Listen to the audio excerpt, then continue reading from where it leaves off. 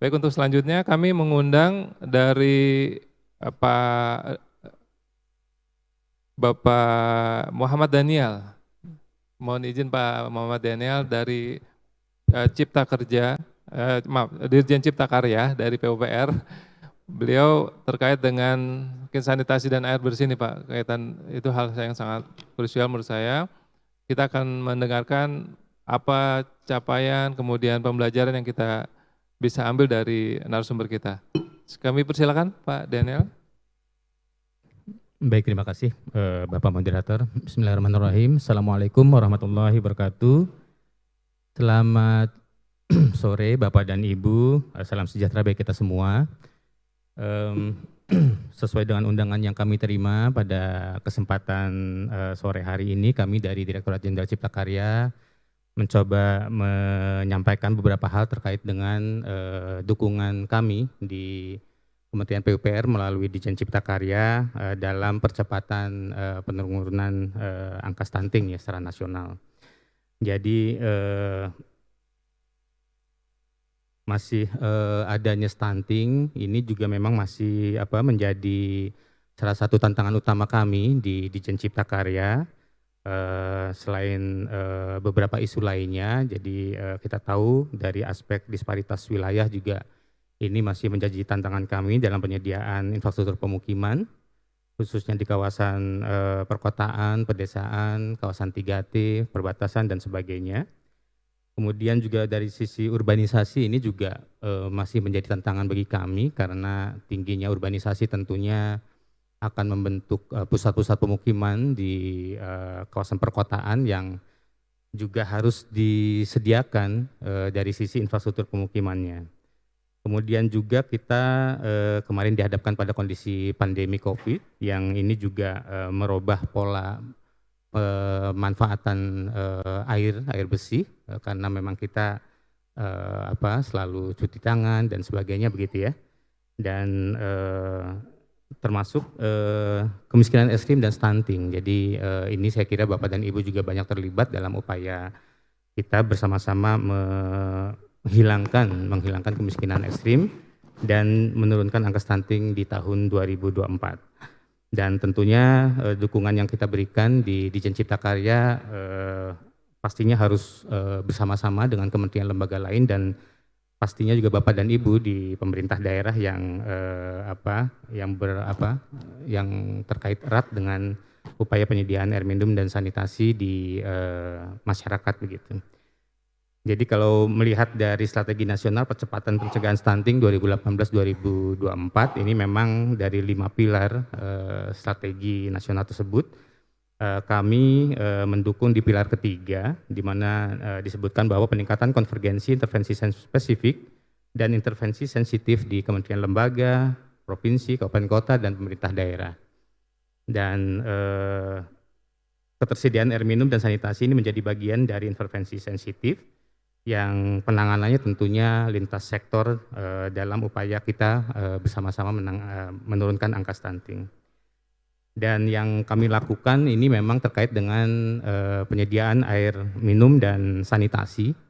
Jadi ada 2 kegiatan utama yang kami lakukan. Pertama program PAMSIMAS atau penyediaan air minum berbasis masyarakat. Kemudian juga program Sanimas melalui sistem pengelolaan air limbah domestik setempat melalui program sanitasi berbasis masyarakat. Tentunya pembangunan infrastruktur yang terkait dengan air minum dan sanitasi tidak hanya ini, kita juga membangun instalasi pengolahan air, kemudian juga SPAM, sistem penyediaan air minum, kemudian juga instalasi pengolahan air limbah. Namun yang langsung menyentuh ke masyarakat ini melalui program ini, 2 program ini PAMSIMAS dan Sanimas. Dan tentunya apa yang kami lakukan ini harus juga disertai dukungan lain dari kementerian dan lembaga dan tentunya pemerintah daerah, khususnya terkait dengan promosi penerapan perilaku hidup bersih dan sehat melalui sanitasi total berbasis masyarakat. Juga ada program stop buang air besar sembarangan, gerakan cuci tangan pakai sabun, pengaman air minum rumah tangga dan sebagainya begitu ya. Jadi kami harapkan berbagai program yang dilaksanakan selain kami di Dijen Cipta Karya juga akan mempercepat penurunan risiko stunting di masyarakat. Nah, berbagai program yang kami lakukan tentunya kita mengacu pada lokasi-lokasi yang menjadi prioritas begitu ya. Kita tahu bahwa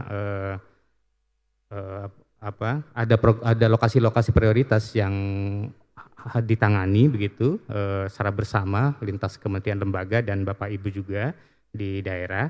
Jadi kita mengacu pada lokasi-lokasi yang ditetapkan oleh Bappenas dan Kementerian Dalam Negeri. Kemudian nantinya berdasarkan lokasi prioritas ini kita juga menerima usulan dari daerah untuk kemudian kita verifikasi melalui balai-balai kami di provinsi untuk kemudian dicek kesiapan kondisinya sehingga kemudian nanti ditetapkan oleh Bapak Menteri sebagai desa kelurahan yang menjadi lokasi kegiatan IBM atau infrastruktur berbasis masyarakat melalui program Pamsimas dan Sanimas. Dan dari apa yang coba kami di Dijen Cipta Karya lakukan, ini memang program ini direncanakan, dilaksanakan, dikelola oleh masyarakat begitu ya. Kami harapkan keterlibatan masyarakat dari sejak mengidentifikasi kebutuhan, merencanakan sampai mengelola setelah infrastruktur terbangun ini akan lebih mendorong masyarakat untuk terlibat dan nanti dalam pengelolaan juga dapat berkelanjutan begitu ya. Karena kami juga menemui ada beberapa kondisi infrastruktur yang terbangun tapi kemudian pengelolaannya tidak berlanjut begitu ya. Tapi saya kira sebagian besar ini kami ucapkan terima kasih juga kepada Bapak dan Ibu di kabupaten kota yang juga terlibat dalam pembinaan kelompok-kelompok masyarakat dalam mengelola infrastruktur Pamsimas dan Sanimas yang masih difungsikan sampai dengan saat ini. Jadi kalau melihat dari infrastruktur yang sudah dibangun dari tahun 2018 sampai 2022 untuk program Pamsimas, ini kita sudah lakukan di provinsi prioritas ini di 1.250 desa dengan penerima manfaat 94.000 sambungan rumah gitu ya. Jadi infrastrukturnya ini berupa sistem penyediaan air minum dari unit produksi, distribusi sampai dengan pelayanan. Kemudian untuk program Sanimas dari tahun 2018 sampai 2022 ini ada 4.099 desa yang sudah ditangani untuk 212.000 sekian kepala keluarga begitu ya. Jadi yang dibangun adalah sistem pengolahan air limbah domestik setempat yang individual maupun komunal. Jadi ada beberapa lokasi yang kita bangun melayani secara komunal begitu karena memang kondisi atau karakteristik lokasinya yang memang belum memungkinkan untuk dibangun secara individual. Nah itu tadi untuk yang lokasi sampai dengan tahun 2022. Dan untuk tahun ini kita tahu ada 12 provinsi yang ditetapkan sebagai provinsi prioritas oleh Bappenas dan juga ada 2 provinsi tambahan ya di Papua dan Papua Barat. Nah di tahun 2023 ini untuk 14 provinsi yang kami tangani melalui program Pamsimas, ini ada 67 kabupaten kota yang tersebar di 205 lokasi yang akan dibangun untuk 59.977 sambungan rumah. Jadi ini tersebar di 205 lokasi di 14 provinsi prioritas. Kemudian untuk program Sanimas di tahun 2023 ini itu ada di 13 provinsi. Dilaksanakan di 1.382 lokasi di 139 kabupaten kota. Ini akan melayani 48.700-an kepala keluarga. Ini yang ditangani di 14 provinsi, tapi sebetulnya di luar itu juga kami melakukan program Pamsimas dan Sanimas di luar 14 provinsi yang menjadi prioritas sesuai dengan kebijakan dari Bappenas.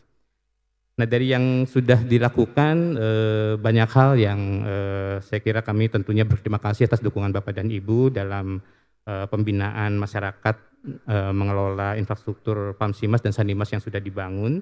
Jadi kami coba tampilkan beberapa contoh di Lombok Tengah, di Lamongan, kemudian juga Barito Kuala, Simalungun, sampai Asmat begitu ya. Dan ini masih berfungsi dengan baik dan keterlibatan masyarakat dalam pengelolaannya luar biasa. Kami sangat mengapresiasi sekali peran aktif dari masyarakat dalam bersama-sama mengelola secara berkelanjutan infrastruktur yang sudah dibangun. Kemudian untuk Sanimas juga ini kami coba tampilkan beberapa kegiatan, termasuk tentunya karena ini melibatkan pemerintah, jadi proses sosialisasi, pelatihan begitu ya. Jadi ini memang bukan pekerjaan kontraktual yang dibangun oleh kontraktor dan selesai begitu ya, tapi ini program jangka panjang yang kami harapkan bisa memicu keterlibatan dan kepedulian masyarakat dalam penyediaan air minum dan sanitasi di wilayahnya gitu, atau di lingkungan permukimannya. Beberapa hal yang kami upayakan untuk terus meningkatkan pelaksanaan kegiatan Pamsimas dan Sanimas ini adalah untuk Pamsimas kita mulai juga melibatkan pendanaan melalui kredit mikro dari lembaga keuangan swasta melalui program CSR maupun filantropis ya. Jadi ini untuk memperbesar atau mengoptimalkan infrastruktur yang dibangun oleh kami di Ditjen Cipta Karya melalui dana APBN, tapi juga didampingi melalui pendanaan lainnya. Kemudian juga penyusunan RPJMD di kabupaten kota yang memperhatikan isu terkait dengan akses air minum ini, dan pengawasan kualitas air sesuai dengan peraturan Menteri Kesehatan, bagaimana kualitas air ini dipastikan kualitas dari sejak prakonstruksi, pasca konstruksi, dan kemudian juga secara rutin tentunya harus diperiksa begitu.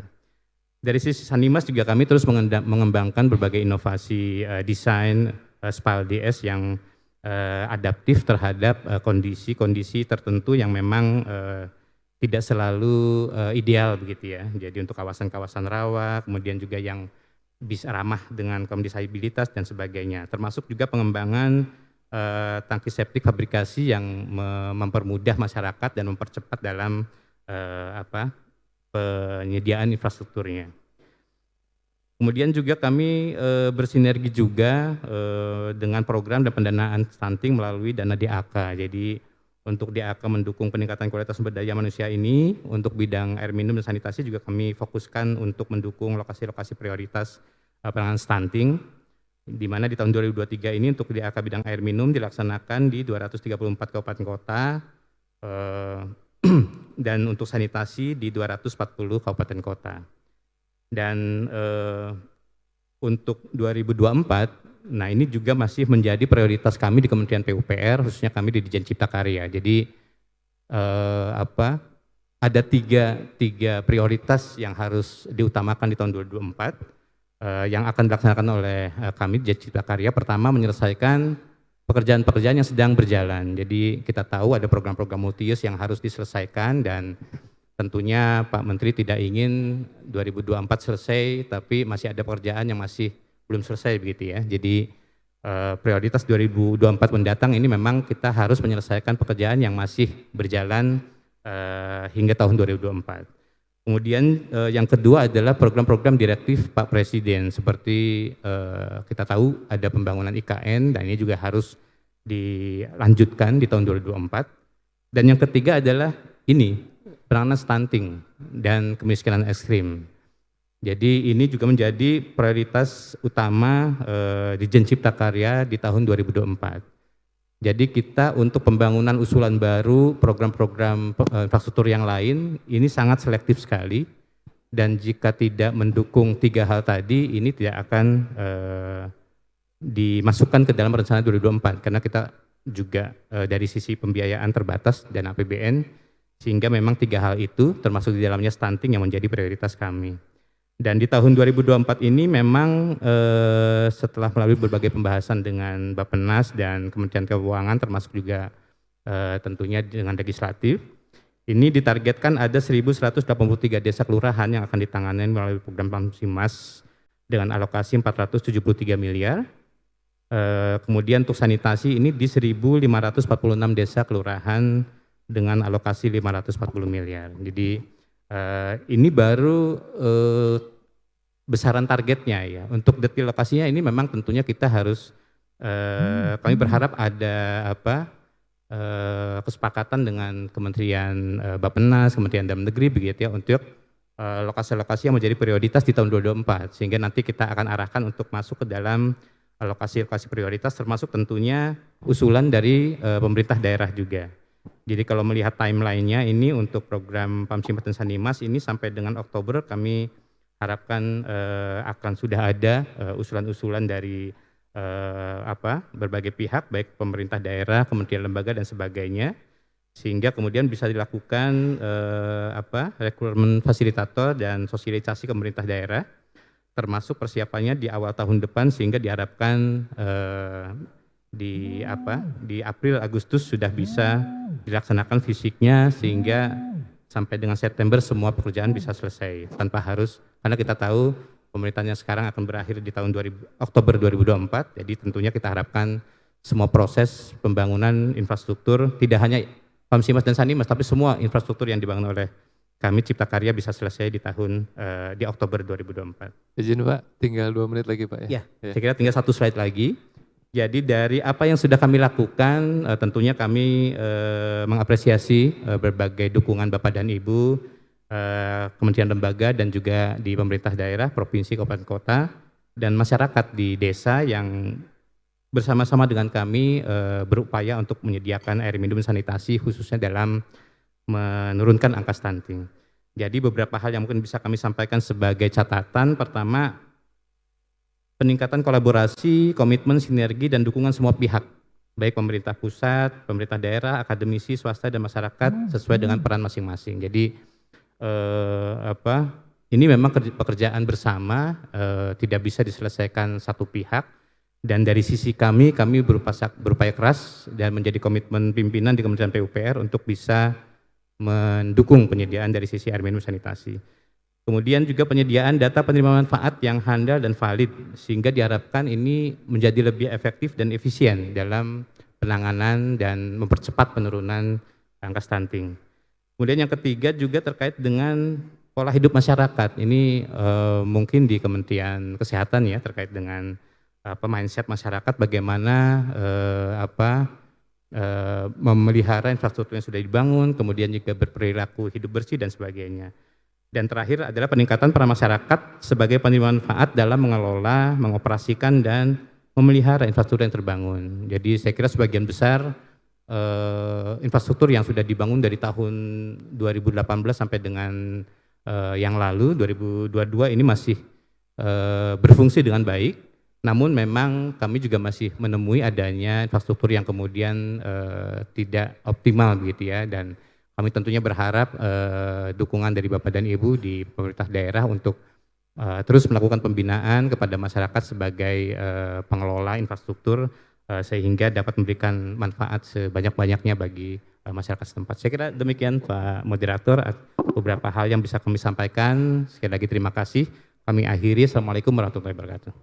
Waalaikumsalam. Kita berikan aplaus kepada narasumber kita, Pak Daniel dari Dirjen Cipta Karya dari Kementerian PUPR. Baik, tadi sudah dijelaskan terkait dengan beberapa hal, program-program kerja yang sudah dilaksanakan oleh Kementerian PUPR, bahwa prinsipnya itu untuk pembangunan untuk sanitasi maupun air minum ya Pak ya, berbasis profilnya itu infrastruktur berbasis masyarakat, bahwa ketika Kementerian PUPR memberikan dukungan anggaran maupun pembangunan yang ada di daerah, prinsipnya akan dikembalikan ke masyarakat ya Pak, baik itu dari segi perencanaannya, kemudian dari pelaksanaannya, pengelolaannya, dan pendampingannya oleh Kementerian PUPR. Tetapi apa yang sudah didukung oleh Kementerian PUPR merupakan pengelolaannya oleh masyarakat itu sendiri, karena pembangunan itu sendiri harus berkelanjutan. Kita tidak bisa menyerahkan pemerintah, karena dari capaian-capaian tadi sudah disampaikan, ini sudah cukup banyak ya Pak ya, dari tahun 2023 ini targetnya di 14 provinsi ya Pak ya untuk sebaran Pamsimas, kemudian juga di Sanimas ada 13 provinsi di 1.382 lokasi. Ini merupakan yang sangat besar, proyek yang sangat besar yang harus kita jaga bersama oleh masyarakat itu sendiri. Baik, terima kasih Pak Daniel. Nanti kita akan perdalam kembali terkait dengan capaian maupun pembelajaran yang akan kita kaitkan dengan Perpres Pak ya. Baik, selanjutnya kami akan